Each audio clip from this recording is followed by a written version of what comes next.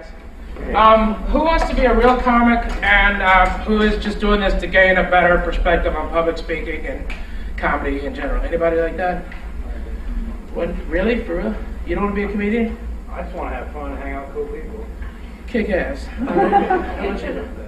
Yeah, you're not here for anything else.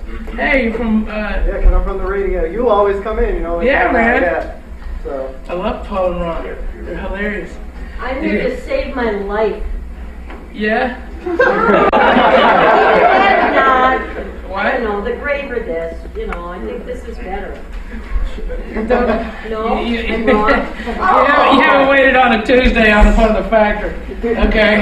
That's when you'll reconsider it all. You'll be like, oh, fuck it. I'll take death. I'm going to hurt. Good inspiration, thank you. Well, no worries. I'm not here to inspire you. I'm here to give you real shit. I mean, you guys pay a ton of dough, and I'm trying to make it worth it for you.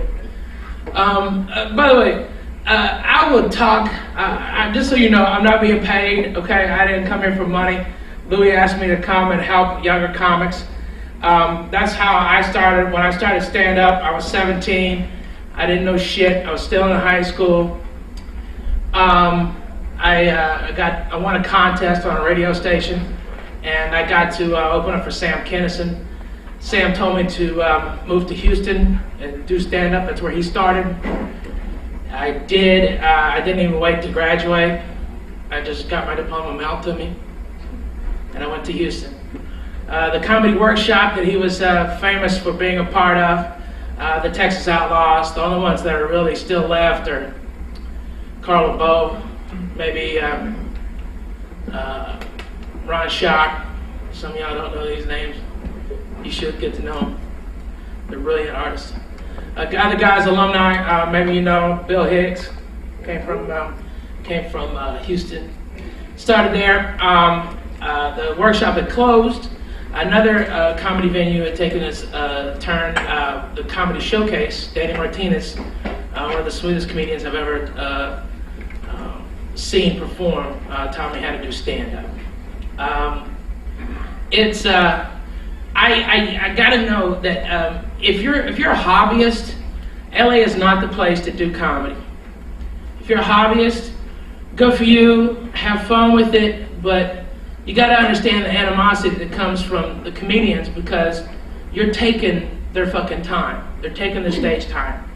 When you don't take it seriously, it pisses people off because there's a lot of people who wait. I remember coming here and the first 2 weeks, hardly getting any spots, even though I had great times because Eddie Griffin would come in and fucking do an hour and a half. And then Andrew would come in and do another hour and a half. And between them they get 7 laughs and they drive everybody the fuck out. And it was bullshit, all right? So I'm here at 1 o'clock barely making my fucking rent, all right? But people who just, they're stroking their fucking dick, got their spot. It was bullshit. But that's the game. It's not for everybody. Okay, you're not all going to be great comedians. That's just the truth. You can have fun. There's certain things you can do to help yourself. Write every day. When you first show hands, who's performed stand-ups? Okay, all right, pretty much. All right, anybody more than a year? Okay, 2, 8, 1, 2 guys. Where are you from? Orange County. Well, I'm from Eagle Rock now, but I live in Orange County. Okay. How about you, Ricky? I live here. Here in LA? Right. If you've been doing 8 years, you're starting to kind of get it. Everybody up until then, you don't fucking know what you're doing. You can say, when the joke is in comedy, when a young comic tells you they have 20, they have 5. When they say they have 40, they have maybe 15. That's the truth, Once you weave out hack and bullshit and stage work, I mean, you might have done 40, but it doesn't mean you have 40. The minutes are hard to acquire. Great way to do that, to get them, is know a couple things. Number one, write every day. My favorite TV show is Law & Order. On TNT, I can watch it 2 times a day. That's 2 hours, okay? Over the course of a week, that's 14 hours. Over the course of a month, that's nearly 60 hours. Okay? Over a year, that's over 720 hours. It's a lot of fucking time that I didn't spend writing. And you can sit there and you know, everybody waits in this town for something to happen to them instead of being proactive. If you're doing comedy in Los Angeles, you need, for the first 90 days, you have to be in 3 to 4 venues doing comedy every night of the week. No let up. All right? No dates with the girlfriend unless she's going with you to the clubs. No, I'm going to meet the boyfriend's parents. No, there's none of that shit. If you want to do it, you gotta fucking do it, and you gotta admit to it. And that's why we're different. Stand-ups are weird. We're fucking weird. We're fucked up. That's why we have to do comedy. We're fucked up. And that's where funny comes from. All right? And really the only ones who are ever gonna get you and understand the fucking biz are your brethren. Okay? White, black, or brown. All right? Can't have fucking thin skin. You have to thicken up. All right? When it comes to stand-up, the best advice I ever got was play a game. Every time you go on stage, give yourself 5 points for a new joke, 2 points for a tag, and 1 point for rearranging your material. And the reason you do that is, like your first 5 minutes you ever wrote, you went out there and you did it, and you'd never done it in front of an audience before. And then it takes years to get back to that type of bold confidence, okay? That your first 5 fucking minutes is gonna be great. Do you understand how difficult that is? Now you guys have been doing it for a while. So open your act with a brand new 5 minutes. Bet you can. It's fucking hard. And you did it the first time. If you do that the first time, okay, if you perform, 3 nights a week, okay, in LA, you have the opportunity to do at least 2 to 3. Let's just say 2, okay, 2 spots at night, all right? And given to the rise in like ethnic shows, let's even it off at 10 spots per week. In the course of a week, that's 520 spots.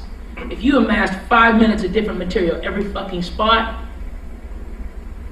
do you understand how much further you can take your comedy? You've written 4 hours. It's not that fucking hard when you start breaking it down. Comics make our minds prevent us from doing better. I can't write new things, or I can't write this, but there's something to be said for living too. You have to live, you have to learn, you have to see people's reaction, you have to become a keen observer, and you have to observe things that haven't been observed before. That's hard. It's not easy. But also, do you take every advantage during your day? Are you taking acting classes in LA? All right. I've got a bunch of. I'm EPing a TV show myself and LaBelle Crawford. All right. And I've got execs at Comedy Central asking me if I can fucking act. You know why? Because they've given tons of money to comics that can't fucking act. Now, I tell them I've been taking acting lessons since '99. Okay? They don't give a shit. The reason I did that, I took them when I couldn't afford anything. I would take them out of the back of the Backstage West. There's those fucking, over at the cult school, the Church of Scientology shit. Okay? They've got those, all right? And they're like $15. Thank you, sir. You're welcome. They're like $15. And then at the end, they try to, lay the mojo on you with the fucking IQ test. Springsville, okay? Say, hey, I gotta go put change in the meter. Pew! Get the fuck out. But take them for their fucking information. Because whether they're a whack job or not, that's the industry, and they're in it, okay? Sometimes it's a stroke fest. Sometimes the best things you'll get out of a class, even this one, is associations with your fellow comedians. That's why this class had to be formed. If Kyle and Louis hadn't invented it, it needed to be done. Because there's no solidarity. Comics aren't sitting with other comics. All young comics know fucking everything because they do a different type of comedy that doesn't require punchlines. And that's great. If that's what's floating your boat and you're making money with it, that's great. Last year I made $1.2 million. This year I plan on making about 1.6. All right, and how I did that was, yes, through a launch of a TV show, but I didn't even fucking win. I didn't win the TV show. I came in second. The guy who won took 2 years off of comedy and was working at SeaWorld in a fucking action adventure show. That's true. Okay? Here you go, you make that up. No, if I made it up, I would say PF Chang's.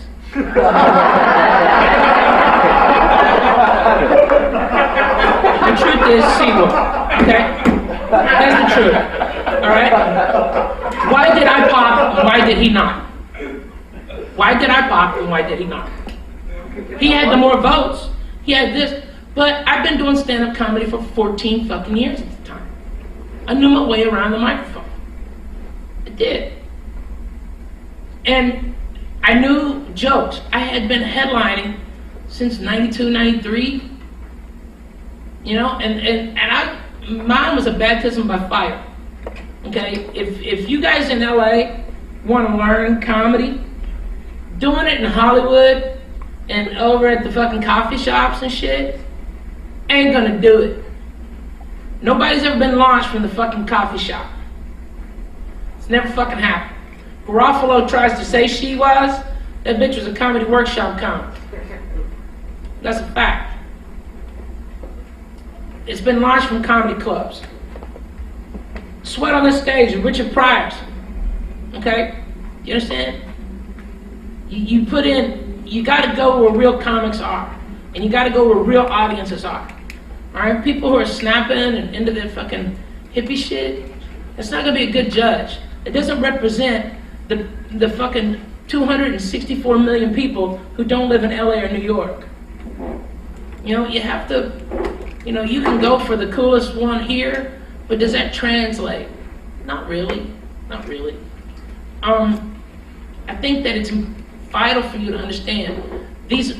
There's rooms around LA that you can get a lot of knowledge from that aren't the big clubs. They're one-nighters. Get in touch. Hang out at Latino night. Ask some of those guys if you can go up some of those Mexican rooms. People go, Ralphie, why would you ever go to those Mexican rooms? Okay, when I was starting up in LA. Okay, I got here in '99. The first night I showcased in the OR for Mitzi, she brought me in here. Okay, one other person had done that. That was Roseanne. I showcased for Jamie. He signed me to manage me. In my first week here, I was getting 25 A-room sets a week. Okay? And I hadn't even showcased at the Improv because I was too busy. They heard about me and invited me to perform there. That doesn't happen. But I was prepared when I got here. I had a great 5 minutes. I knew exactly what I was going to do. I had a great 8-minute set. I had a great 15-minute set. And I had a great 20-minute set. All right? And all the time, I would hone those sets and I would sharpen them. I would add punchline where there was no punchline. I would add a tag off a look. And I got it to where it was so strong that they couldn't ignore me. To where when Dane Cook would move to be in front of me, it happened. A lot of people, he did that too. But I was the first one, after he got a standing ovation, I'd get one too. And not many people were doing that. It was hard, okay? But it's because I had all this knowledge from old-time comics that had helped me out. And I worked hell gig after hell gig, doing show after show after show. Now, when you, young comics are always,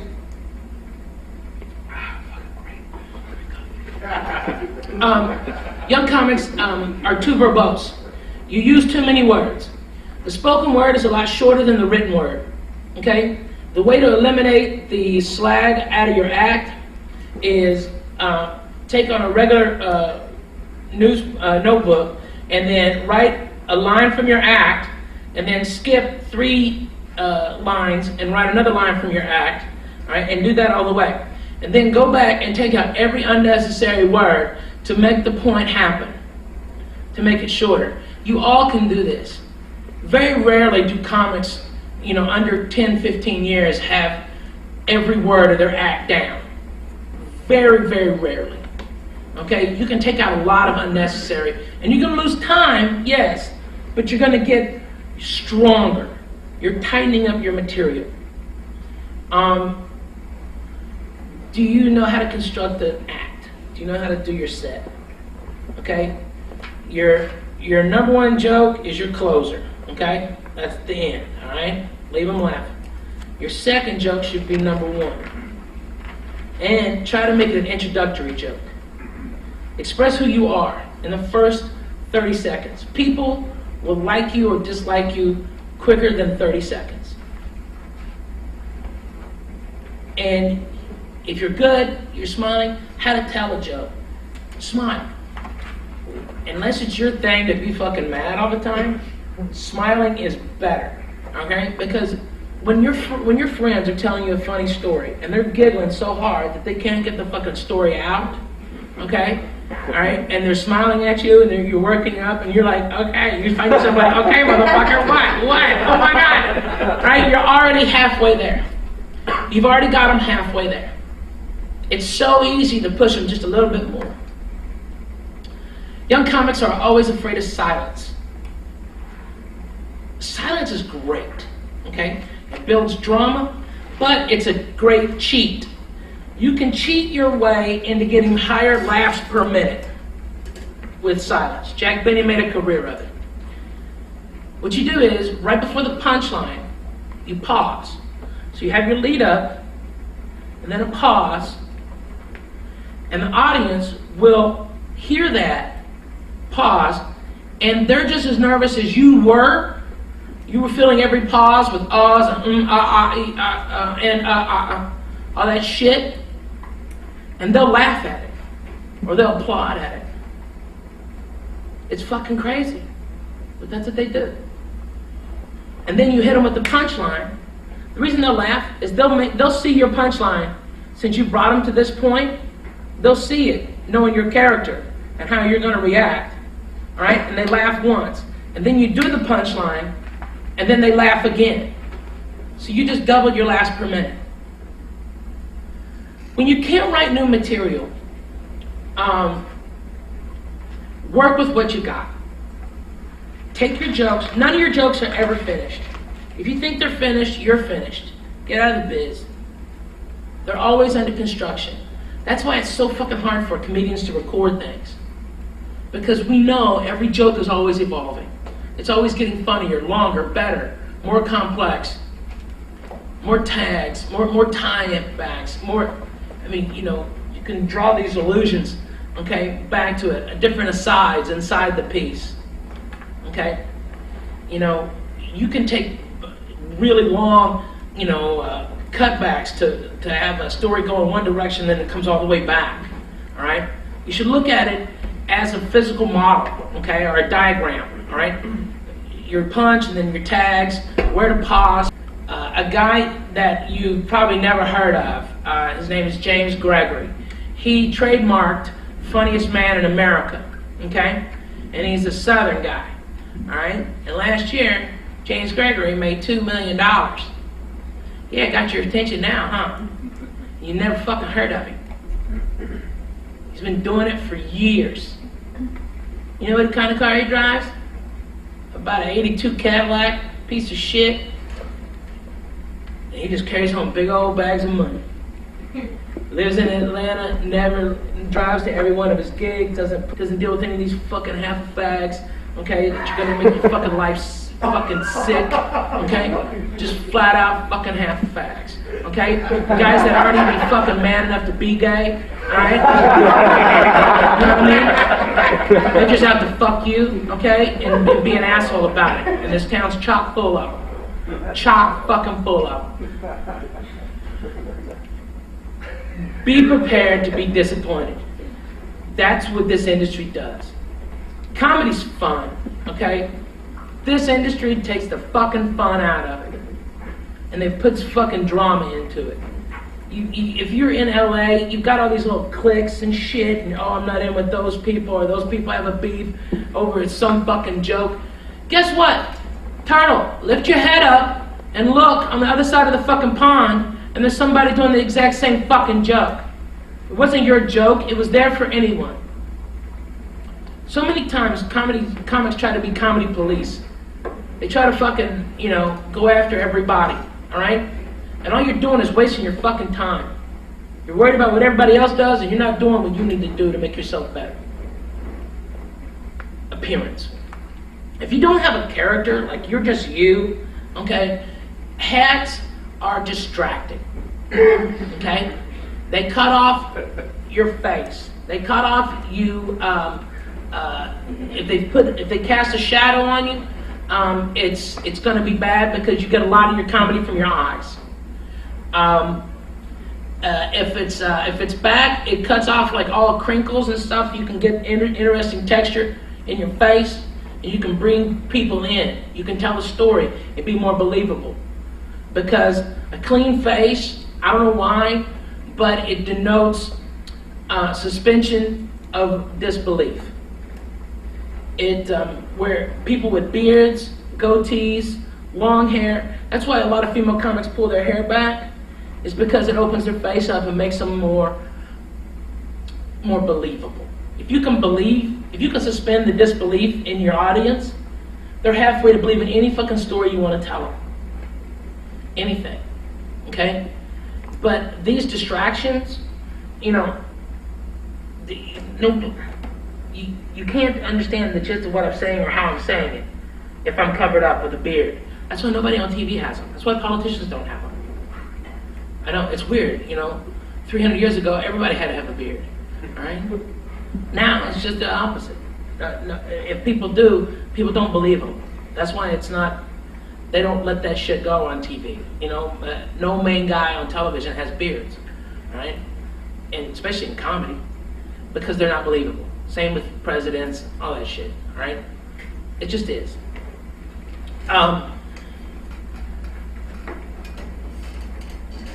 Let's see. Joke. Oh, great when you start working, okay? And this is a really good one.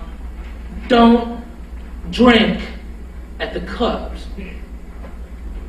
Don't get high at the club. Don't get high before your show. Don't get drunk before your show. The reason when you're working out in America, okay, where you're doing like an opening feature headlining gig, okay, not just a showcase room like here in LA.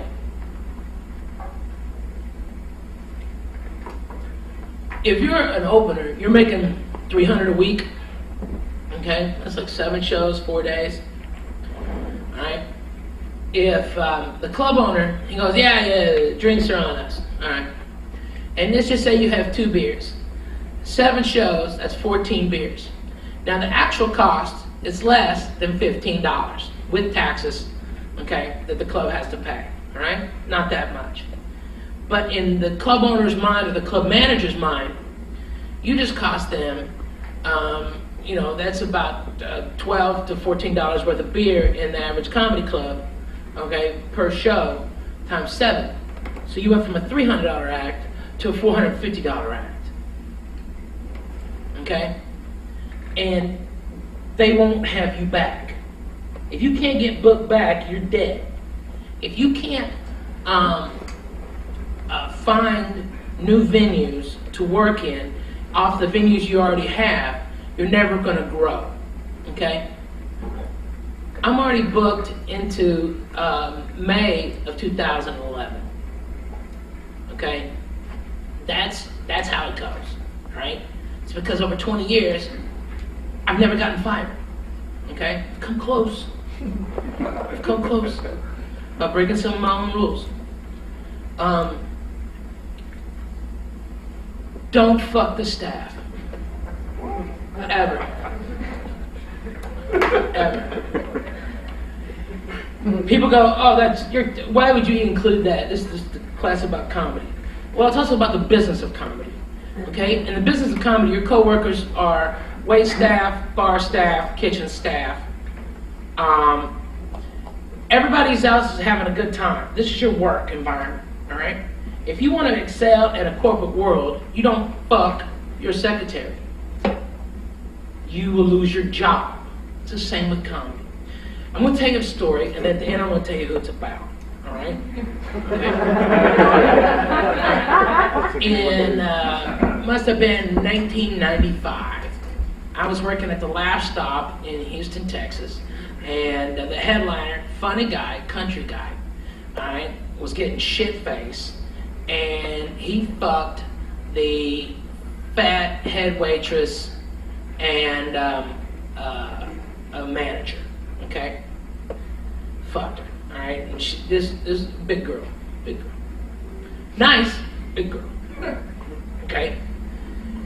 The next day, he comes in still loaded. I saw him buy an eight ball the night before, and he was asking me for the guy's number again. All right, so he burned an 8-ball in about 24 hours.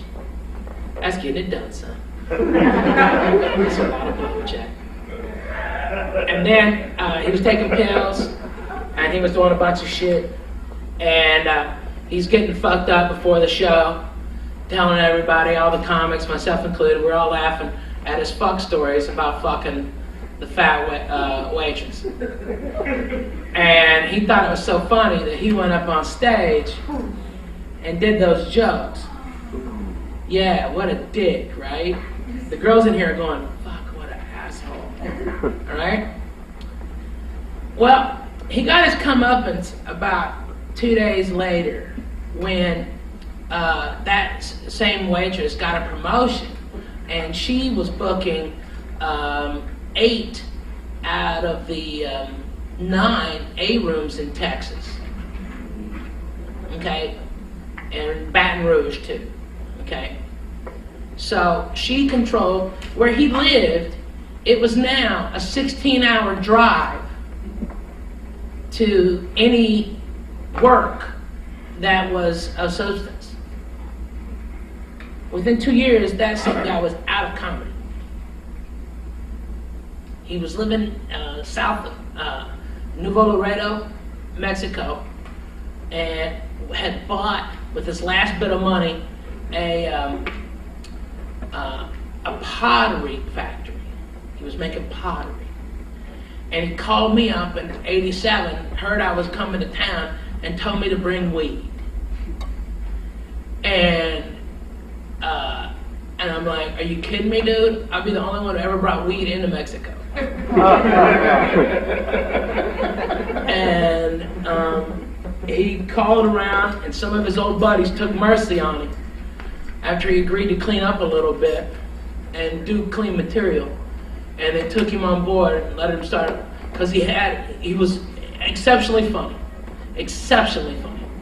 And he was a great comedian, but he was a classic fuck up. He had to do every drug harder than everybody else. He had to drink everything, had to fuck as much as he could, and it got him out of comedy. And not just the mere charity of his friends got him back. That guy was okay? Fucked his career up. That guy makes over, a couple years ago he was making 20 million a year, now he's probably making 10. Jets, shit like that. Okay? Or a fucking pottery factory. Because he fucked the help. You don't fuck the staff. It's bad news. You want those people to be your friends, okay? And if you fuck them, what happens is, yeah, you might have both said it was just a, hey, no strings attached, whatever, all right? But it comes back to fucking haunt you.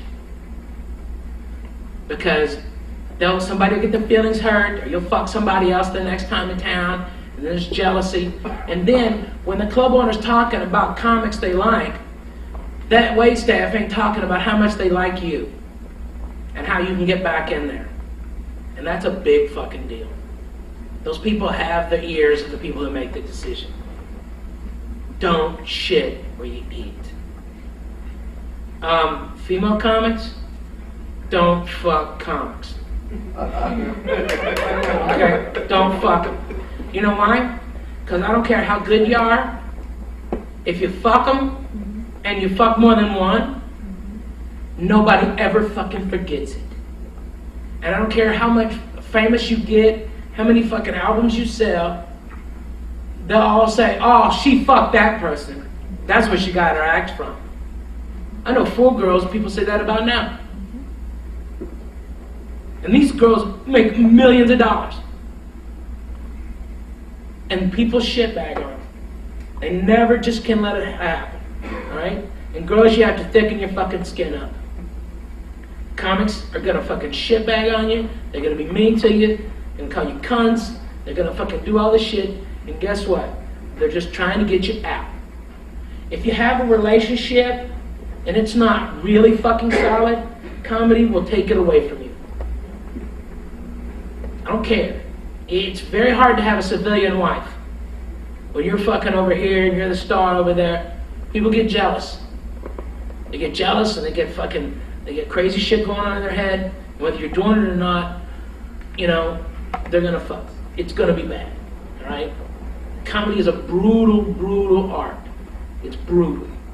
On marriages, relationships, health, physique, I mean, it's brutal, okay? That's the nature of the biz. Let me see. What else? Louis, what do you think? Well, you know what? Just a couple of things I was going to ask you that you were talking about. Okay. So, we lost when you came in second. Uh-huh. Or lost, however you looked at it. I don't know. Right. No, I just came in second. I don't give a shit. Right. But at the time, did it have any effect on you in the way that things in my life would that effect on me, like after I lost the kid? You know, did you lose anything in that, or did you get stronger from it? I think I gained from it, to be honest, you know. I think everybody was expecting me because I was just in shock, you know. The guy had done basically the same, 8 minutes because he only had 15. And it snowballed everybody, right? But I also knew the score going in. I knew the business behind the business on Last Comic Standing. It's not an even playing field, as probably some of y'all have experienced. You've gone down there and dealt with that shit. At the time, I was over 650 pounds, and NBC had never had a person that big ever. Jay Moore told me, because we'd worked together, we were friendly, that basically NBC wanted to get rid of me. They thought the show would be mocked because of me. And I had to get a standing ovation every show, is what Jay Moore told me, to make it where they couldn't get me out. And so that's exactly what I did. I got a standing O every fucking time. And I was shocked, when it happened. But I kind of knew it was going to go down, okay? I kind of saw the writing on the wall. How could they give a production deal to somebody 650 fucking pounds? What the fuck angle are they going to take? I wasn't functional. I wasn't healthy. I hadn't done everything I should have done to prepare myself for stardom. And this business can come at the corner, anything. It can come around any corner, anytime. You can be at a club hanging out, don't even have a spot, you're hanging out. Somebody doesn't show, they don't have another comic. You go up, and there's a guy in there from NBC, or CBS, or Showtime, or HBO. It happens all the time. All the time. Or, better than that, the secretary, or the mistress is there, or the husband, or whoever is there, sees it, the lover of the executive, and they tell them about you, and how funny you made them. All right? That's big, okay? And it can happen anytime. Hang out, okay? Get in the know. Become friendly with other comedians. And they'll usually give you this advice free of charge. But when I lost, or came in second, whatever. I immediately remembered what happened to Motley Crue when they lost the first heavy metal Grammy in '88 to Jethro Tull, a band that plays a flute.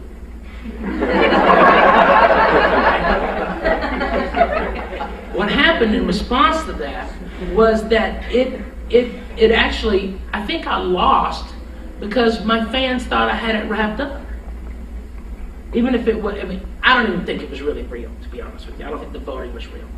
But what happened is that it got them so pissed off that I got robbed that they became even more of my fan.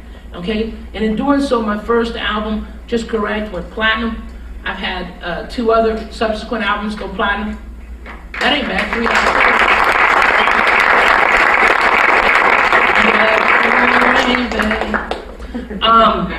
You know, it was, those are good, you know, good numbers. And I'm selling out everything around the country.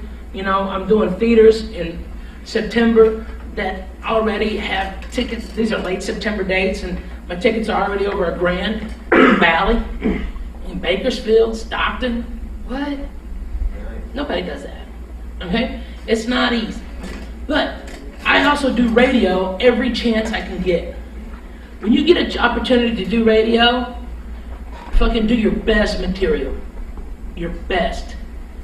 I don't give a shit what jokes you have. You do the best shit you've got. At that moment, you be as funny as fucking possible. Okay? And don't stop. When they're laughing, keep on pouring it on. Give them every fucking joke you can.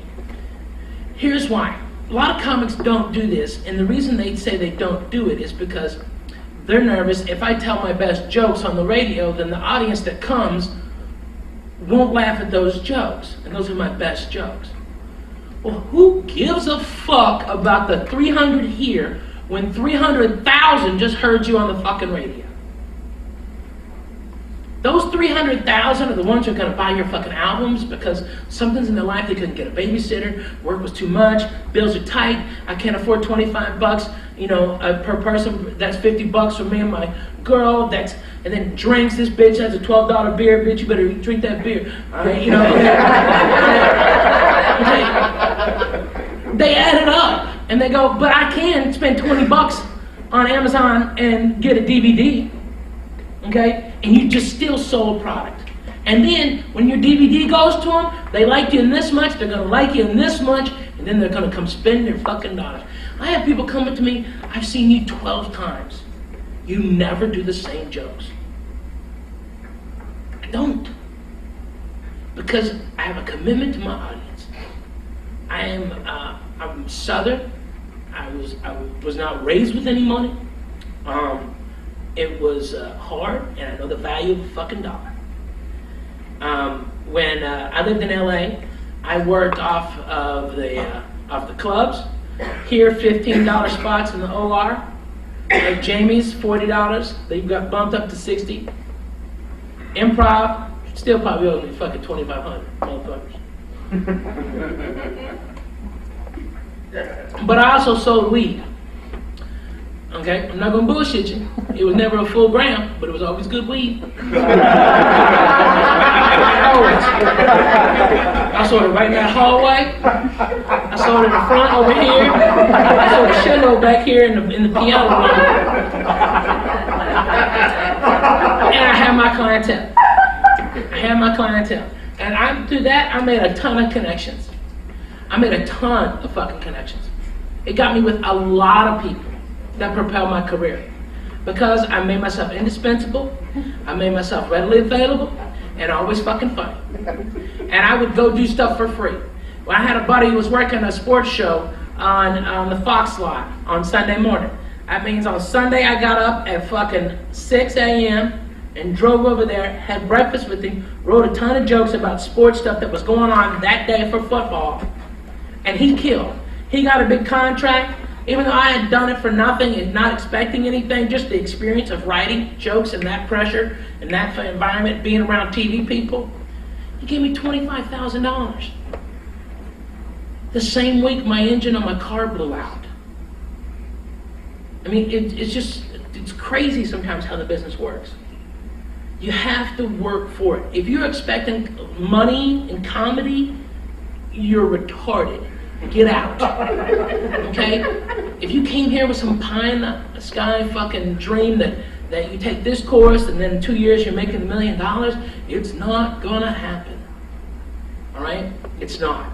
Alright? You can't prepare for that. What you can do is, as a comic, we have our days open. If you want to aspire to TV things, you all have a look, you all have a personality. Every one of you could be taking a commercial acting class, okay, and going in on commercials. I can't tell you how many times there's a commercial place in Santa Monica, okay, off Bundy, that has at any time, all times of the day, 8 to 12 commercials casting. 5 days a week I was down there reading the sides for everybody. I wasn't submitted by anybody, but I auditioned for every fucking role. I got something. Got a couple of nationals, and that shit fucking moves you forward. You just try to stay on. If you're here in LA, get a fucking job. Get a job, make your fucking bills, clean your house up, alright? Live like a fucking human, and go out and take the gigs in order, in business. Don't drink, don't get fucked up. Stay a little bit, have somewhere else to go. Alright? Talk to other comedians. Okay? Where's the spot? Where are you going? Oh shit, for real? What's that? You been doing any good shows lately? Where's the good spots? Alright? And you can get hooked in. Okay? I remember guys would take me and I would do 7 spots in a night. And I was just like, what? I didn't even know these shit existed. Like all the Mexican rooms? Holy fuck, those Mexican comics got their shit on lock. Every one of them's got 2 or 3 rooms. I can't tell you how many times Jeff Garcia saved my fucking life. And he goes, hey bro, you wanna work? Yeah. All right, I've got Monday in Montebello, Tuesday West Covina, Wednesday Rosemead, Corona on Thursday. There's a little bit of south side of LA, LA County. Motherfucker. Alright, that was a bullshit drive. Okay, fucking casinos, the Hustler Casino, shit like this. They're all doing comedy, okay? You don't have to do all these fucking poetry reading fucking coffee shops, okay? You can find a real audience, okay? You can find something, okay, where you can actually be you, okay? Now, the reason that a lot of comics get mad at cussing, okay, that comics who curse to get laughs. Once you learn how to write dirty, you can never write clean. I don't know. I don't know what it is. I don't know why. It never fucking translates. Alright? If you learn to write clean, you can always go dirty. Alright? Now the reason you write clean and you have clean jokes in your act, if you do get a TV spot, what you gonna tell them? You're telling your blowjob piece and then your fucking double penetration fucking closer? What are you gonna do?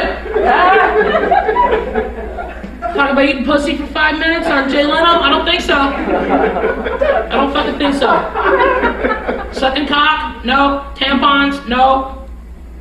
It's not gonna fucking fly. You have to have clean material. Because you have to do it on television. There's also something else nobody will tell you about.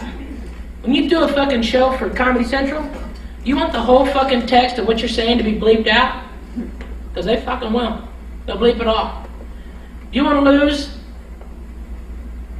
400,000 units sold because they won't put it in Walmart? If you're dirty, they won't go in Walmart. If you're clean, you can work NACA. Okay? When you're not a known act, okay, you're not a specialty draw, and you're like a $1,500 to $2,500 act at these colleges, you got to be clean. And if you're not gonna get your fucking check. And they're gonna be pissed. And you'll never work. Those college community is tighter than comedy community. And they'll tell everybody. They'll send out an email. This guy was so blue, people were offended, we had to write letters, okay? You'll never work in that industry again. Alright? You're trying to move forward. Alright? You have enough against you. Okay? You really do. I mean, you're comics, okay? We are the least respected art form. Arguably the hardest. And we do it ourselves. We don't have a writer, we don't have a director, okay? We usually don't have good lighting, okay? All right? All you got is you, all right? And you make it by everything, all right? It's important that you understand that it is art, okay? And while it's not, it doesn't translate, that's the problem. To see the painting, you have to be inside the painting. You have to be in the audience or in the backstage, seeing it happen live, all right? That's how you can see the art. It doesn't translate on DVD, CD, none of it. You can still get the joke across, but it's not what it fucking really is in the room. And that's why it's least respected, because you can't document it. You know?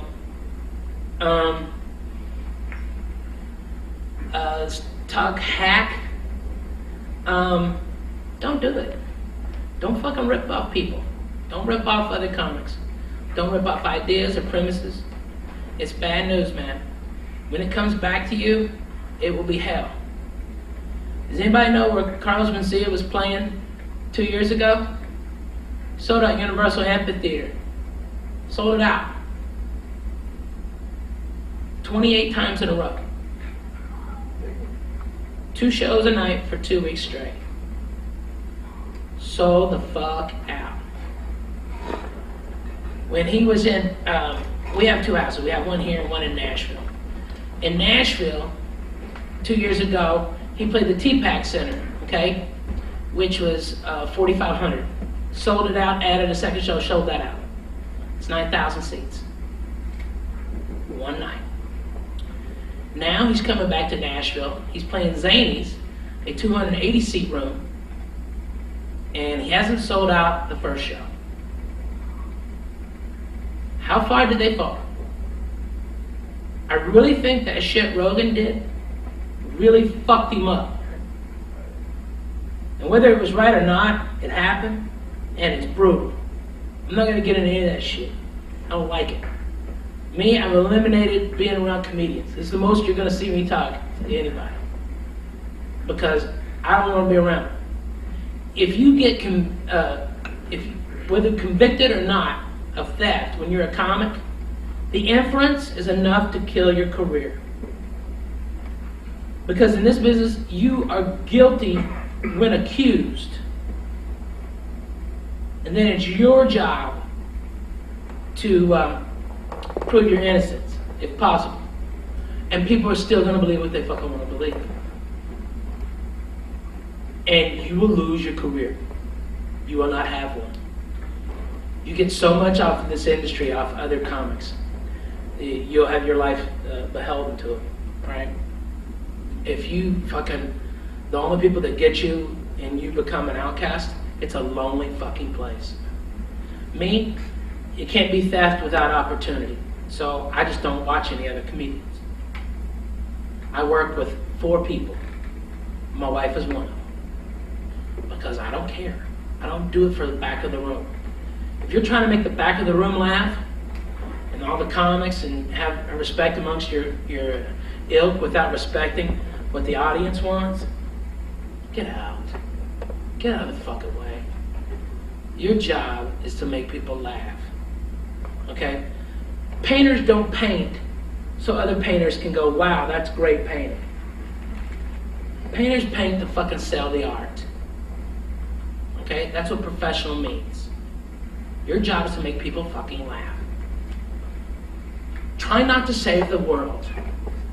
Whenever you're angry and whenever you're trying to make a point, right? People don't like being spoken down to. They just don't. They don't like it. You know, they don't care. What other stories do you want? Just, you know, I just had 2 other things, and then if you want to let people ask questions. Sure. But just one thing, just the writing thing, where you had the game that you played. Mm-hmm. So every time you went up and you did a joke, you got 3 points? 5 points. 5 points. And then 2 points for Yeah. your tag? Yeah, and 1 point for rearranging your material. reason you do that, it helps build segues, new segues. Anytime you can go at a joke from a new angle, there's a new possibility for comedy there. Try to get a minimum score of 12 points on that scale, and you will, in a year, you'll have 30 minutes. And then the other writing question I had for you was, do you write literally the joke out? I never have. I don't know what it is. I have a great memory, and so I can do jokes. Right now, I've got about 12 hours of material in my head, and you can, when things happen, having that catalog, I can go back to, so it'll look like an improv, but it's a 4-minute bit that I wrote in '98. And people go, holy shit, why did you pull that out of your ass? And you don't tell them, yeah, I came with it 12 years ago, right? It was funny then, it's funny now. I just got a new thing to talk about, you know? The writing is difficult. I'm a topical comedian. When you write topical, jokes are great and then they fall off. The great thing to do is take a topical joke and then become the quintessential topical joke on that subject. Like when JFK Jr.'s plane went down, I had 8 minutes on that before they got the plane off the fucking seafloor. Because I knew it was a race to have the quintessential thing. You know, I said that the happiest person when his plane went down was Daryl Hannah, his ex-girlfriend.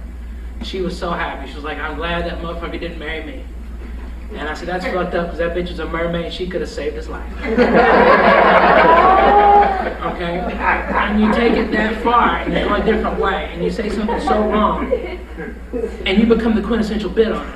Okay? And then you become a landmark. That's what Carlin used to do. Okay? That's what rock does.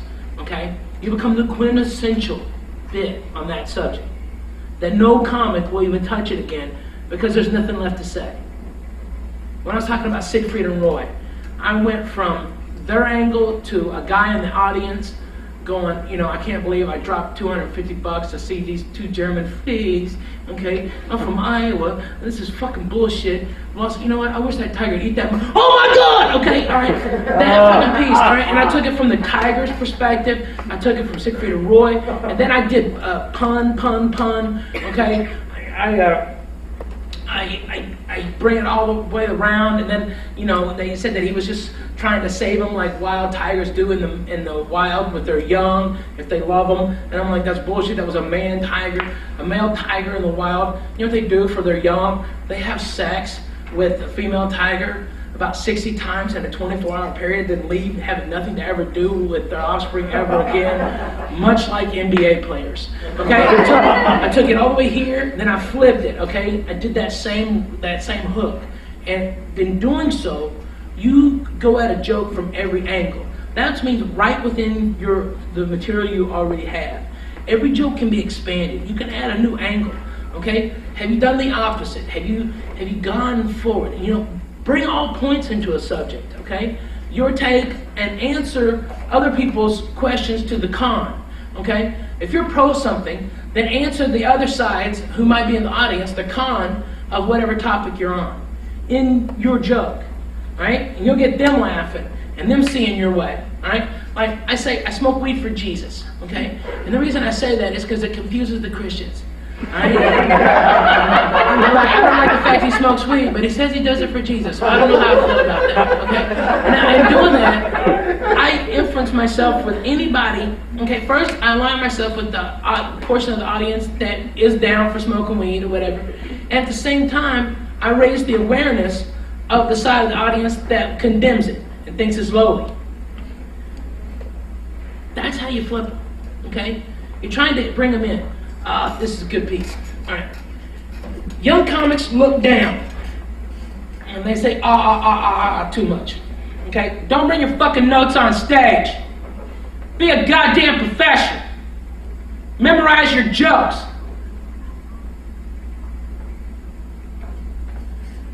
Get your stuff, when you're telling a joke, okay? Set up, punch. Set up, punch. Okay? Always deliver your punch to the center of the room. Wherever the audience is on the wings, go to the last guy between, like right here, it'd be between him and her. Look right there, all right? And you both think I'm looking directly at you, but I'm not. I'm looking right behind you, all right? To over here, all right? And what you do is you're drawing everyone's attention towards you. Everyone's now looking at you, all right? So they can deliver the joke. They're all focused right here when you deliver the punch. You got to round them up. They're sheep. Sheep only know two speeds, graze and stampede, okay? If they're laughing, okay, you get them all going, then they'll all laugh together. That's why they pack the table so close. It's a herding mentality. All right? You're the sheep herder. They're dumb. They don't know what the fuck's coming up next. You do. Lead them. Lead them. Don't let them take control. That's what happens when comics get yelled at and heckled. And if they fucking freak and they're not prepared, they get taken down. It's not good. Have comeback lines ready. Find what's wrong with you, and you can, I used to, if I came out with a red shirt, I would go, I know some of you are thinking, hey, Kool-Aid man, relax on the red. Okay? I would make the inference before they did. Okay? And in doing so, I endeared myself to them. I took away what they saw as a fault. Someplace they could pick. Everybody's got balls when they're in a crowd. You single them out, they'll fucking, they'll puss out. Alright? So can you give me you don't have to if you don't want to, but a setup and a punchline? Like, are you talking about one part of the joke, another part of the joke, and then the payoff, right? Okay.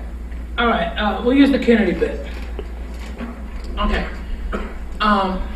Every time on the news, there's always a special about the Kennedys.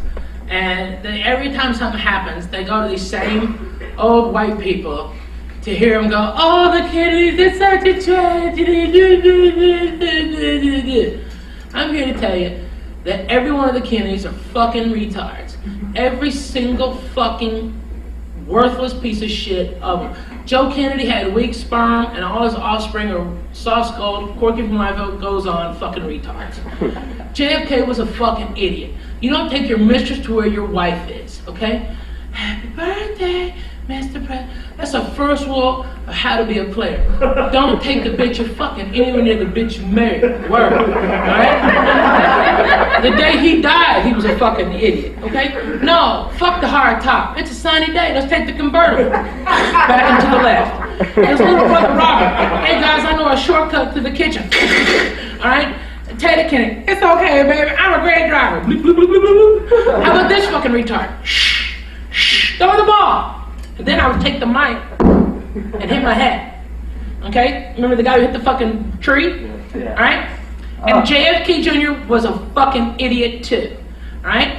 I'm not mad when Darwinism works. Okay? I'm really not. I'm not mad at all. Okay? When he was like, oh, fuck the second day of flight school. I'm a Kennedy. Alright? And you know when that plane went down? You know the happiest person was? Daryl Hannah. Okay? And I do that joke. And the reason I say this is because, look, let's just say it wasn't three rich, white, famous people that went down the fucking ocean, okay? Let's just say, God forbid, because I know black people get emotional, all right? It was three black folks. God forbid. God forbid. I know black people get emotional, all right? All right? Let's ask the same question. Would there be 24,000 people out there looking for the black airplane? Hell no, okay? And I have the audience repeat that to me, okay? 3 times, answer, you can play along, okay? Would there be 24,000 people looking for the black airplane? Hell no. Hell no. Not even Sharpton in a rowboat. You got them cameras on me, right? Okay, and I make them look at me right there. Then I'll go, would the government move satellites to help find the black airplane? Hell no. No, they won't give them fucking free cheese, okay? Are you talking where you satellite my ass, okay? Last but not least, would there be 9 days of continuous news coverage, 24-hour a day, on the loss of the black airplane? Hell no, not even on BET. Fuck the Kennedys, okay? I'm sorry, I have no sympathy for a president that that gets popped in the head and I don't get a 3-day weekend because of it. Fuck you, Jack. Okay? And the whole inference is I'm mad that they've been given this fucking this free pass, you know, that they always do stupid shit, people, but they're dumb. Okay, they're technically fucking retards. Every single one of them dumb. Okay, there's a reason they don't live that long. Okay, because life hits them and they're they die. Right? But what at the end I'm mad about is the fact that I didn't get a 3-day weekend. All right, and in doing so, you take a subject and you become the quintessential bit on something. And in doing so, there's not a comic out there that can really step on my thing without hitting it, okay? Without doing something I already done. I'm finding the same thing out. I'm a parent, and I can't do anything about my kids because Mr. Cosby is there. Unless something happens specifically with my kids that I can say this is my story with my kid, everything I do is going to be biting on what he's already done. It's something that came up when I did my Denver airport joke, okay? Airports have been beaten to fucking death, okay? But nobody has the better bit than George Carlin about the airplanes and the flight attendants and, okay, this whole thing, all right? Me, I took Denver airport from a fat guy perspective, saying it's too fucking big, it needs to be edited, okay? It's a 20-minute walk till you turn the corner and go, God damn, that's a long fucking walk, okay? I wore the wrong shoes for this. Where's a black guy with a golf cart? Black guy with a golf cart, okay? All right, and I took that angle on it, all right? And I took from getting off the plane to getting to baggage claim, and I made it fucking 8 minutes long. I had callbacks throughout it, and in doing so, I became the bit about that airport. There's nobody else gonna touch it. And I witnessed the miracle on the Hudson. We were down at Chelsea Piers when the fucking plane went down. Crazy. And I was stoned. Now, Chelsea Piers, if you don't know this, Chelsea Piers has an air and space museum on the USS Intrepid. That's why my wife wanted us to go down there, because she knows a lot of aviation. Okay, I like planes, right? And they have a very special plane there, the SR-71, Blackbird spy plane, fastest plane we ever told anyone about. Okay, fast fucking plane, all right? I wanted to go see that, but to walk around and deal with civilians, I had to go get fucking high. Okay. And I was coming back, and there was mayhem, and there was cops and everybody, and I go to my wife, and I'm like, is this happening to everybody? And she goes, yes. There's a plane in the water, and I'm like, what? Which one? Which one fell in? They got everything down here. That's awesome. Okay? She's like, no, stupid. A plane just fucking hit the river. And I'm like, what? So I kind of witnessed the miracle on the Hudson, but it became a story, and I was there, and I had the perspective. I knew the North Hudson hospitals where they took the survivors, and I said, if I just crashed my plane into the dirty Hudson River, got AIDS, because you get that if you land in that water, okay, you get AIDS, all right? And then someone took me to New Jersey, I'd be like, nigga, throw me back in the river, Jack, okay? Fuck Jersey, okay? It's State Flower is a shit diaper by a toll booth, okay? Alright? And people go, how can you just get away with saying nigga? I don't make any reference to color, alright? If you hung up on words, you're not gonna be a success, alright? Write clean, do this, but don't be afraid of any word. Because when you're doing a character, and if you're talking to another guy and you're afraid of putting the real words in that person's mouth that they would say, then you're not going to be believable to your audience. When you just on that, this is the second time I've seen you do this, and this one, just like your act, is fantastically different. Do some of the same stuff, but it's really different. And the thing that I was wondering about is about your authenticity and your point of view. If you ever consciously thought about it as you were doing it. Yeah. I remember I was doing BET's Comic View, and backstage, I knew the producer, Rashawn McDonald, and everywhere, this was like the month after the Kobe Bryant scandal broke out in Denver, and they had on the boards, "Don't do Kobe jokes. No Kobe jokes.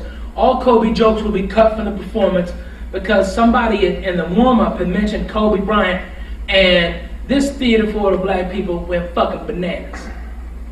And they were booing, and they had to scrap the whole shoot for that audience. They had to turn out the audience and wait 2 hours till the next audience showed the fuck up.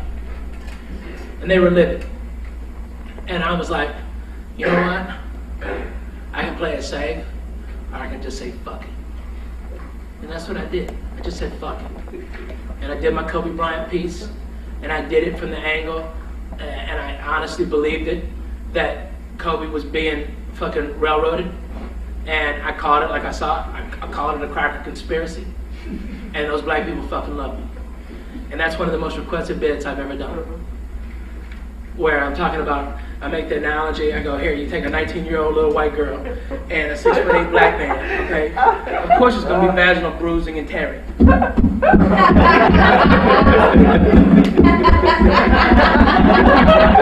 while I'm doing that, I wasn't saying anything. But I was making people laugh without ever using a word. That's one of the great things about that joke, is try to find in your act the place that doesn't need the word to get the laugh. Find the place that an action or a look can get you a laugh, and you can increase your laughs per minute exponentially.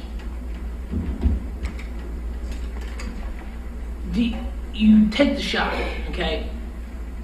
Even if you fail, it's a good story.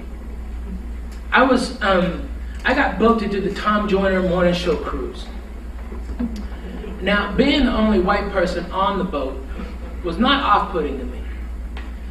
But when I had to follow Jeremiah Wright, Reverend Louis Farrakhan, the Stylistics, 20-minute band break, and no one told me that the average age of this audience was close to 70 years old.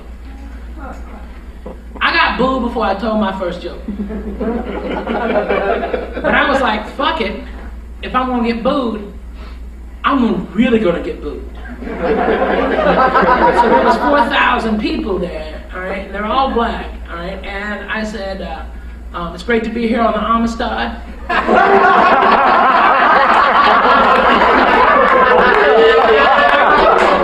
How do they get all you black folks back on the ship? That's what I want.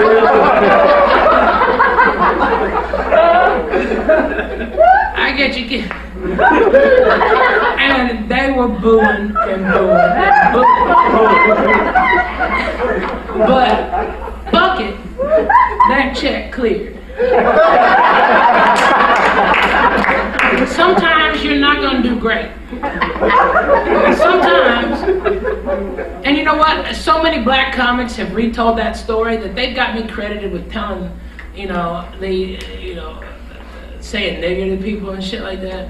I think I might have let one go, but not much. I mean, not as much as they say, I did shut them all down when I said I gave Barack Obama $3,000. How much did you give him? All right, and they were like, oh, okay.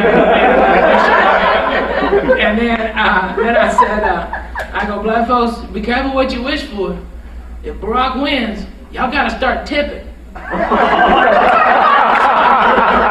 Can't have your cake and eat it too. You can't bitch about the man keeping you down when you're the fucking man. So it's 20%. Rosa Parks said so Dr. King could walk so Barack could run, so your black ass could tip 20%. Yes, we can. I know there's nice black people in the back going, excuse us, Ralphie, we were under the impression it was 15%. And I'm like, that's if black folks started tipping in 93. Y'all could have got in at 15%. But now it's 2009. That's 20%, or 2008 at the time. Now we need 20%. All right, and guess what, Spigs? TikTok. All right, if we get us an El Presidente, y'all could be looking at 32% on the end of your check. And they were like, oh, they were booing to the whole thing, and I don't care. It's fucking funny. Okay. I said, Asians, no need to rush. All right, and that was the most fucked up part, and yet they thought everything else was. Okay? That Asian line is the most fucked up part of that whole fucked up joke. All right, because I just take all hope away from Asian people. All right, in that one fell swoop. I mean, you gotta have balls. You gotta live, and you gotta have balls. That's what comedy's all about. And part of having balls is not being afraid to fail, because you're going to. Now, you can take failure two ways. You can learn from it, or you can be devastated by it. Okay? If you learn from it, you go, actually, I think you can learn more from bombing than you can from killing. And you will never kill until you bomb. Because you gotta learn mistakes. You think drawing the people in, these little tricks, were just given to me? You think that working the mic and realizing when you do it that you're talking and you move this out of the way so you open up yourself to the audience was taught? Nobody told me. Alright? What you do is you have to fucking do it. You have to do it unless you talk to older comics. That's what you're doing here, okay? So are you saying that your point of view, and we can wrap it up, I know you're being very generous, but, so your point of view is to really just be yourself, to not worry. Don't worry. Not worry, you do not care. Yeah, you all fly, okay? You all fly. Every bird flies, okay? And every now and then, a bird fucks up, hits a glass. Okay? And they fall. If they live through it, they get the fuck up, they ruffle down their fucking feathers, and they take off flying again. Alright? That's what happens. You're gonna fucking eat it. Alright? Don't worry about it. It'll come. You don't have to look for it. It'll just be there. Alright? But if you have friends, okay, and you work with these people, and you write, and you bust your ass, and don't try to fucking market yourself till you've got something to market. You know, don't work on radio till you have a solid 8-minute set that's clean, that's TV friendly. When Roseanne came here, because Louis dragged her from Denver, brought her up here, made you put her on, she blew this place apart, and then she was asked to do the Tonight Show. She didn't have any fucking jokes. She had to rewrite her whole shit in 3 weeks. She's very fucking lucky. Very fucking lucky. She had a great character, great point of view, good comedy basics, but no one had ever taught her how to write clean. She got lucky. Most of the people under that amount of pressure would have fucking crumbled. But she's a strong bitch. She's fucking funny. And she fucking got a TV show, and she made over $1 billion. Okay? Wrap your mind around those fucking numbers. It's hard. What are some of your questions? Y'all are puppy comics, most of you. What are some of your questions? I know you've got tons of. Yes, sir. What made you take the classes when you first started? I didn't take any classes. They didn't have classes like this. Just comics. We talked to other comics. It was a tight community, small community. You know, there was nothing like this. Yeah. You said you took acting classes, Yeah. right? Did you think that helped your on-stage performance? Because Without a doubt. Because Without you a were doubt. taking acting classes? Yeah, You getting highly familiar and recommend getting that. comfortable on stage and making acting out a joke, second thought, without a care or whim or balls, certainly helps. It always does. Yes, sir. Now, if you bomb with certain material, do you scrap that material, or do you try to brainstorm that and how to position it into a better market or a better audience and tweak it all out? Or... Okay, when Henry Ford made his car, okay, actually in 1918 in the state of Pennsylvania there were 2 cars registered, okay, and in the whole state. In November of that year in Pittsburgh, they had a head-on collision. Okay, that's true. Oh, that's true. Well, 2 cars in the whole fucking state. Kennedy's like that? No, they were coal barons and they were racing, okay? And they went around the corner and they smashed into each other. There were no rules, okay, they didn't know. Now, would Henry Ford, because that happened, just scrap his whole car? you're not dependent upon the audience for verification of your being funny. If you wait for them, okay, they'll fucking eat you up. They'll turn on you in a second. I'll get you next, brother. All right? They'll turn on you. Okay? If you wait for them to come around to you, they won't, ever. If it's politically incorrect, they will not come around to you. You have to bulldog them into believing the way you believe. All right? And that's the truth. If you wait for them to give you your political correctness and acceptance on a piece and you don't call them on their bullshit, you can't be controversial. You have to be talking about cookies and socks. Okay? So if something flops, don't just kind of put your head down and go in the No next fucking piece, say, way. "Fuck you, Find you out find what's that funny about Yeah. it, and then fix. 9 times out of 10, it's your performance of the piece. Physical compound. Right. Right. Yes, sir. When you go on stage, how much do you know, like, how to play, this is what I'm going to talk about tonight, and how much of it is just seeing what the audience likes? Well, I write really fast, okay, so I don't know if this is typical for most comics, but like right now I have 3 sets, and they're each about an hour 20, hour 30, okay, and none of this stuff has been recorded. I'm going to record it this fall, and all 3 of them are different, and I have the same closer on 2 of them, and I have a different one, another one, all clean set for some colleges. All right. The reason I'm doing it that way is so I can sell multiple specials in multiple avenues and revenue streams. Okay. I do that, so I know if it's A, B, or C, and I bring them out and I dust them off every time. Now you can do that on a much smaller scale with your material. You know, you have 6 minutes.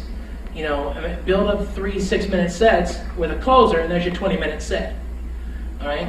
But have these interchangeable. Okay, and work on them. And know what you're going to do, all right? And tighten every one of them up. You're not writing new material? Great. Write a punchline, say the stuff faster, get less words in the way between the setup and the punch, and make the jokes tighter. You can always work on something. You say, like, 8 years in is when you know who you are. Well, like, the jokes that you did before you're 8 years in, are those still jokes that you like and that you bring back with, like, you knowing who you are now? Yeah, to some degree, yeah. Not all of it's shit. I mean, sure, some of it was, but not all of it is. It just varies. I had a joke about not being able to go see Def Leppard again, and I wrote this joke in '89. I said I can't watch them because I just feel like I'm, being really condescending to the drummer. Because after they kick ass, I'm like, yeah, y'all rock, yeah, woo! Look at me use both of my arms, okay? Because he only has one arm, all right?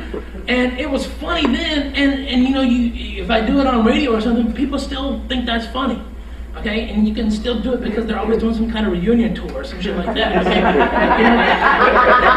Yeah. Do you believe it would really make a big difference for me if I shaved my beard? Yes. Yeah. Hands down. No doubt. You got balls enough, little sister. You be fine. And the reason is because you're not. You look like you're holding something back. You look like you're not telling the truth. People denote that. Salesmen don't have beards. Let me double check. I got 3 of them, brother. Would you say that to him if you knew that his character was a completely shy, nervous character? Yeah, because then that comes off with a beard, really creepy and pedophile.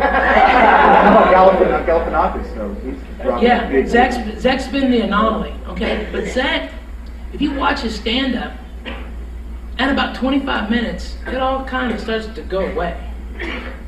Like, he's a really good actor, all right? Energy. Okay, it's his energy. But when he does his act, at about 20-25 minutes, the wheels start to come off. And I'm not downgrading him. Yeah. I mean, he's more well known than I am. All right, but I would present this to you. He had a show on VH1 that lasted 20 episodes. Okay, and it was his own show, and the network was all behind it. They'd announced tons of stuff about it. Why didn't it go? He'd been on TV shows. He'd been on a bunch of sitcom pilots that never got picked up. Why is that? Now, on the shows that he was on, like that show with that hot chick, okay, he played a creepy lab guy. Okay, and Hangover, he played a creep. Oddball. So yeah, but that's the character he played. You see what I'm saying? Yeah. I mean, that's what his niche is, but that's also what he was playing. Okay, so he was fortunate to A, be funny, and B, be a talented actor, and also be in the right place, and happen to be a comic. But as far as a headlining set, we'll start to come off at 25, 30 minutes in. Yes, sir. Yeah. Do you think you get a little bit more leeway doing like inappropriate racial material because of your size? I don't think so. I mean, it just says I'm more white. I feel like brothers with injury are not trying to do anything like that. Well, it has to be real, okay? Yeah, See, the thing is that I was raised around black people, okay? And when I came to LA, I lived with Mexicans, and I did all the Mexican rooms. I mean, Kyle can see, when we were working at the factory together, okay, I could do stuff that no other comic but Paul Mooney could do. I was up there saying nigger years before the fucking shit with Michael Richards. The difference is I was funny. That's the thing. I never forgot the basic rule of comedy, is be funny. In my dealings with especially Latinos, is if you sell the truth, no matter how bad it is, as long as it's truthful, they'll give you a pass. And I made a joke about it, okay? That I said, as long as you tell the truth, the worst you'll get from a Mexican is, hey, that's fucked up. And that's how it happened, okay? That's exactly what happened. Is that just by exposure and being close to it, I got into the culture, and it became from a place of, not from malice.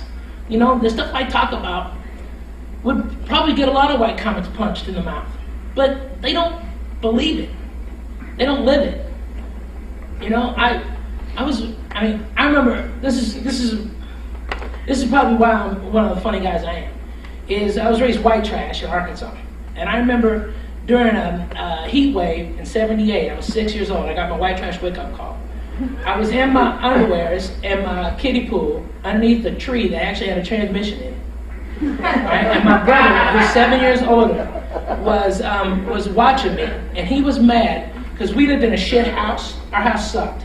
There were holes in the walls that you could put your hand out that weren't the windows, okay? All right, and like it was all plastic in the winter, and in the summer, you know, you get bug bites from bugs coming in and stuff like that. It was a bad house. It was bad. My mom and dad got divorced. My mom didn't get alimony or child support. She was raising 4 kids, 800 square foot house.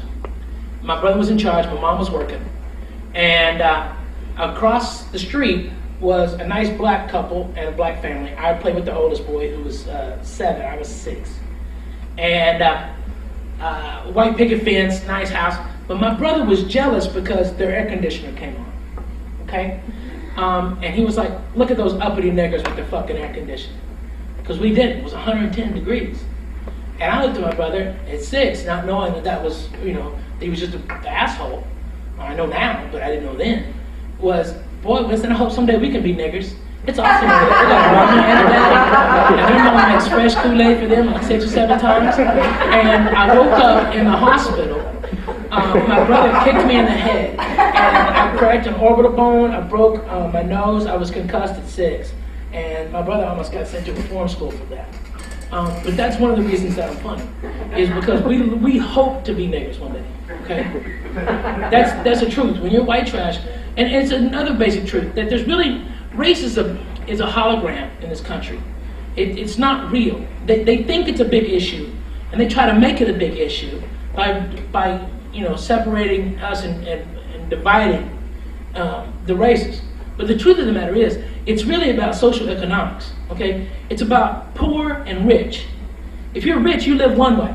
If you're poor, you live another way, okay? And the majority is poor, all right? But they try to make us like we're better than they are. I was white trash. White trash is the lowest rung on America's fucking social ladder. It's 2 below nigger, okay? All right, it's only 1 above wetback, all right? But white trash is definitely the worst. Definitely the worst, okay? And that's just the truth of the matter. But having that empathy with others and living that experience, I get away with probably a lot more than most people. But I've also gone into that community a lot. You know, I took the opportunity. When I started in Houston, one of the places I went up all the time was the hip hop comedy style, Rashawn McDonald's and Steve Harvey's room, okay? one night, Bushwick Bill from the Ghetto Boys pulled a gun on David Raybon, the MC, and told him to bring the fat white boy back. Okay? So, shit's happen. But also, open yourself up to every audience. Find the funny in it. I don't care if it's a room full of Hasidic Jews. There's funny to be said. You gotta find it, all right? Yes? When you talk about like learning to write clean, like where starting like help, like what tips for starting to write clean? Oh, I'm don't write fuck or shit or, I know not to write, but like I don't know, I just naturally think dirty, so it's right. Like, how do you... Well, everybody does. That's the fun stuff to think about. But you also think about clean stuff all the time. I mean, you think about your grocery list. You're not thinking about, a fucking zucchini to shove in your gash. Okay? you think clean too. You think clean too. And hearing somebody tell you that you think clean too will get you over a big hump, a mental boundary people put on us. Oh, I can only write dirty because that's the way I think. Bullshit. You don't just think in one direction. You're more than one dimension. Okay? You're a living person. Okay? And as such, you have intricate ways in your mind. Okay? You can go infinite ways in anything you try. Okay? You can make any joke clean and you can make any joke dirty. Okay? Bill Engvall made a career out of pussy, cock, and fucking jokes without ever saying any of it. You can do it. Buddy Hackett used to go on The Tonight Show and blow the place fucking apart. And how did he do it? Because he would talk about fucking the whole time and never mention it. And everybody was in on the joke. But he was a genius. So you can infer without it. Right. But is inferring writing clean if you don't say it? To a degree. If it's arable, then they technically call it clean. We've loosened up a lot of the FCC restrictions. Okay. And if you can get close to it, like on my special Prime Cut, I talk about men's two favorite gifts, okay? Oral and silence, okay? Everybody oral knows blowjobs, okay? All right, but I bounce all around it without ever hitting it. Okay. And that way it can go on shelves in Walmart and it can be played on Comedy Central without bleeps. Okay. So I made a conscious choice of word replacement. But sometimes you can't replace a word. Right. Sometimes fuck is the appropriate punchline. Right? And don't be hemmed in on any boundaries, okay? When it comes to writing, your experience is necessary, okay? Not having a great attitude is good. Being a curmudgeon is good. Being very pro something is also good, okay? It depends on who you like, There's the David Tell camp or the Louis C.K. camp or Dan Cook, okay? You can say what you want about Dan Cook. Dan Cook made a shitload of fucking money and still makes a lot of money. He made a lot of movies, a lot more than I did. All right? What are the differences in those camps? Well, David Tell has spawned a whole generation of knockoffs, like Mitch Hedberg did, okay, and before him Bill Hicks did, Richard Jeni has, Jerry Seinfeld has. I don't have anybody yet, okay? Thank God. But they emulate their style, okay? And they come on a very punchline, without going into personal stories, okay? And then you go Dan Cook, who's so whimsical and fanciful, he's bouncing off his fucking place, okay? He's saying the most outrageous, crazy shit, okay? Then you have people who just do punchline setup, like Larry the Cable Guy. Love him or hate him, that guy's fucking funny. And, I mean, he's made $1 billion in the past 10 years. How much you made? You know what I mean? Yeah. That guy's fucking great. Everybody comment the shitbags on somebody, you need to watch your fucking tone. You need to watch your fucking tone. That guy's paid his fucking dues. That's why he got rewarded. Alright? Yes, sir.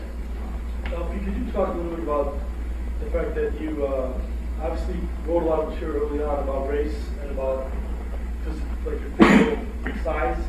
Did you ever feel at some point like you were sort of getting boxed into just writing about that kind of stuff? And how did you break out of that feeling? Man, I was headlining within like a year and a half, because in Houston you could get 8 15-minute sets a week, okay, without much work at all, because there wasn't that many comics at that time. And I wrote so many jokes about being fat, and 2 comics, one of them is still alive, and he actually lives here in LA, Dante Garza and a guy named Charlie Shannon. They pull me to the side, and they're both big guys, and they go, "Hey man, what do you want to be known as? A fat comedian or a comedian that just happens to be fat?" And it shook me to my core. Guys I respected thought less of me because all I was doing was weight jokes. And so I dropped a ton of shit, literally. I dropped a lot of jokes. I went back to opening after headline. People were like, "What are you doing?" "I'm trying to work, man. Just trying to fucking work. Trying to get an act." And it was hard. It was ballsy. And then you get on TV, and I do one bit about living in the hood, because I lived off Crenshaw and Adams, rather by the Johnny Pastromis. I don't know if you know what it is. The hood. Okay? And then everybody called me Wigger on Last Comic Standing. Now, I performed the joke once. NBC ran the shit out of that. They ran it in all their theatrical previews for the show. They ran it on the commercials. They ran it even when I didn't even do the bit, okay, as part of I just done the bit, okay. They focused on where I live. They sent a camera crew to my house, okay. I done BET and K-Locos because they were TV shows that wanted me on, and so I did jokes for my audience, even though I had a lot of other jokes. They labeled me as a wigger or whatever, okay? And then it was so weird because by the end of Last Comic Standing, I had death threats. I had people from white supremacist groups call me a race traitor, but they spelled traitor with a D.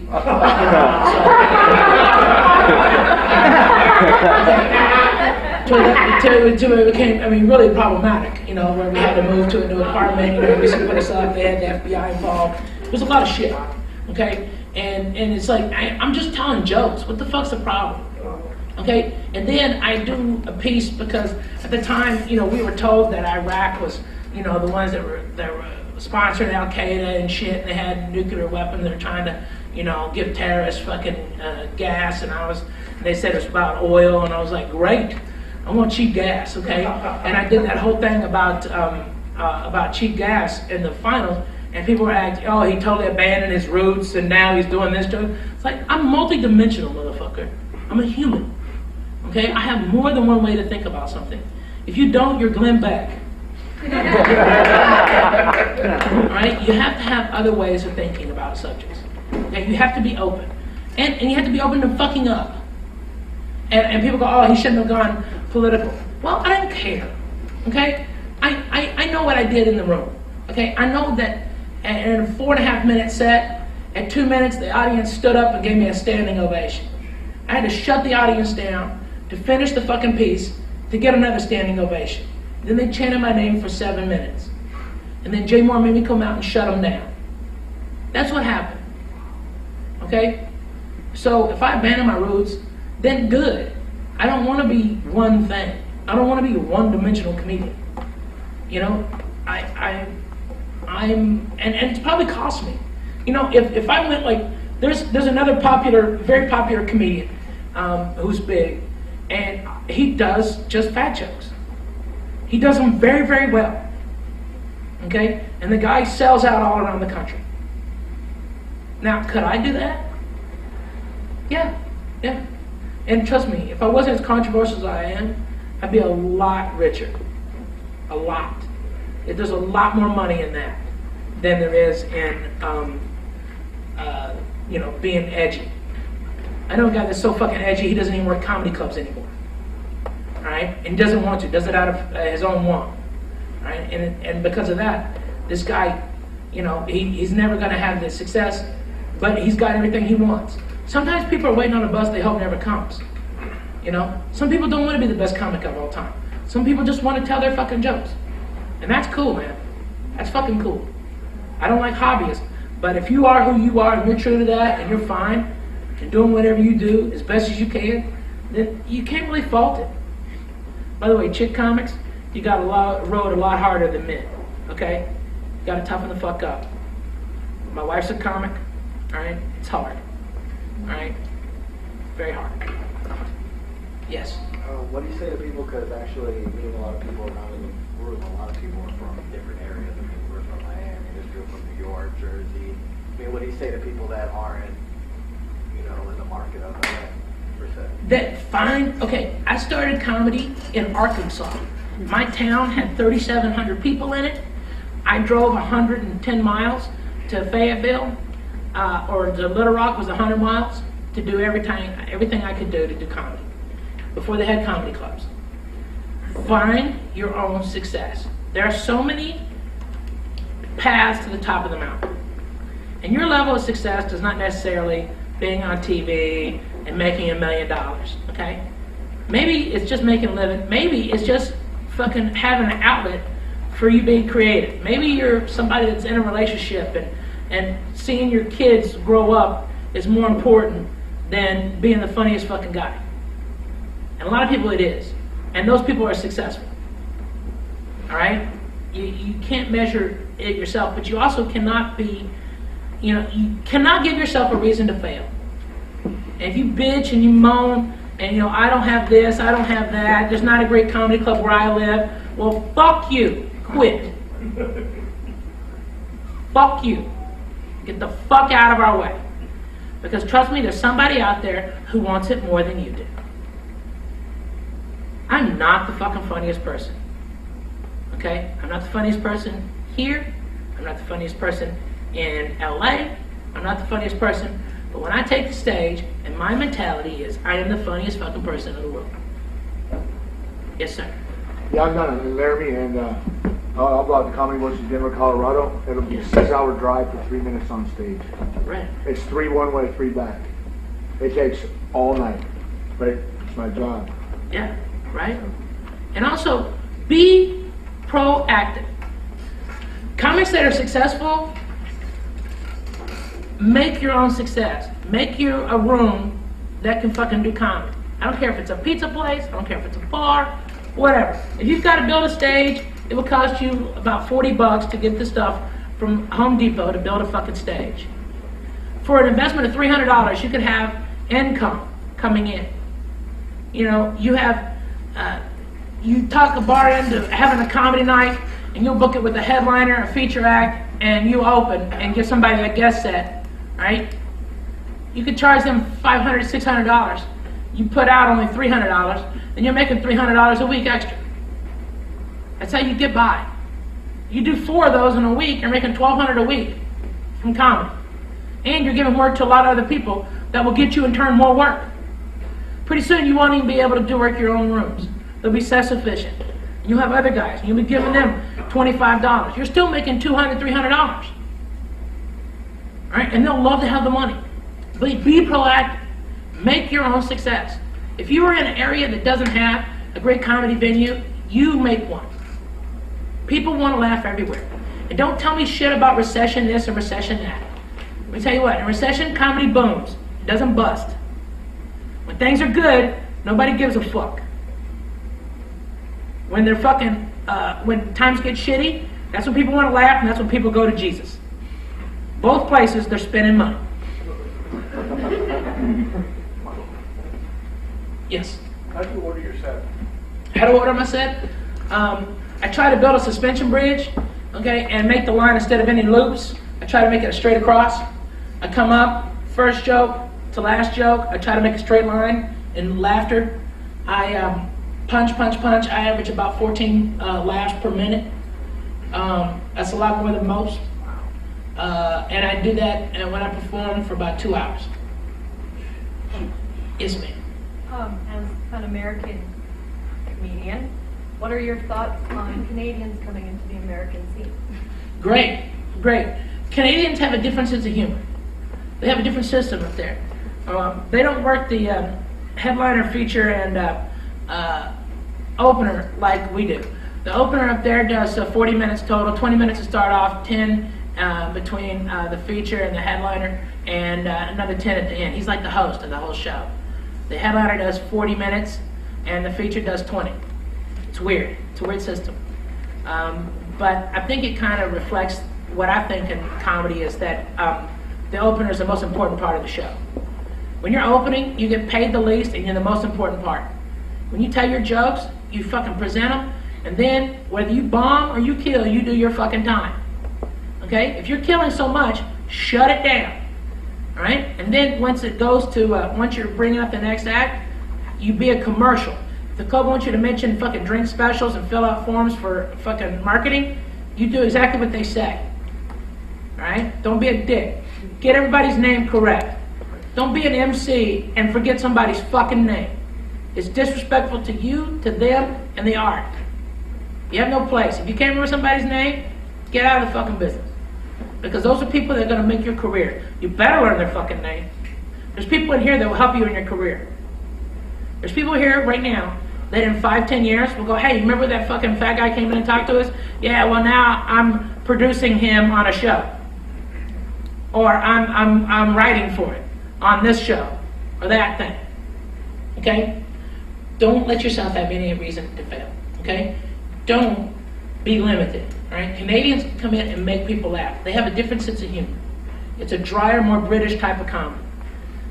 Stand-up comedy around the world is about 20 years behind where we are. Okay? That's good because you know what's coming. They haven't really had a British alt scene pop up yet. The comics there still do punchlines. Okay? Canada, it's a drier, it's a more polite comedy. There are more polite people. Australia, maybe 25, 30 years behind us. Eddie F. Sagad there. What the fuck?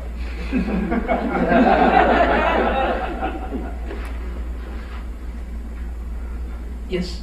Anybody have any other questions? No? Yeah.